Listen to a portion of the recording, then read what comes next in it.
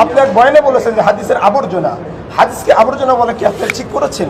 আপনি বুখারী শরীফে তাচ্ছিল্য করেছেন, মুসলিমকে তাচ্ছিল্য করেছেন, এটা কি ঠিক করেছেন? গোটা হাদিস শরীফ আপনি এগুলো বাদ দেন তো, কেন বুখারী বাদ দেন? আপনি হুজুর বললেন যে মৃত্যুর সময় কালিমা বলতে কোনো কাজে আসবে না, অথচ বুখারী শরীফের স্পষ্ট হাদিস রাসূল বলেন কোরআনের খেলাফ আমরা কোনো হাদিস মানি না।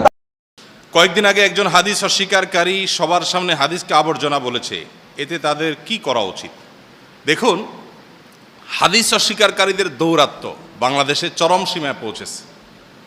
যার কথা বলা হয়েছে, এ আল্লাহর বান্দার অনেক ভিডিও দেখার দুর্ভাগ্য আমার হয়েছে। এ সকল ভিডিও দেখার পর তার প্রতি করুণা এবং মায়া ছাড়ার কিছু হয়নি। আমার কাছে মনে হয়েছে লোকটা বিভ্রান্ত। আল্লাহ তাআলা তাকে হেদায়েত দান করুন। যারা হাদিস অস্বীকার করেন তাদের কথা শুনলে মনে হবে যে একেবারে দুধের মতো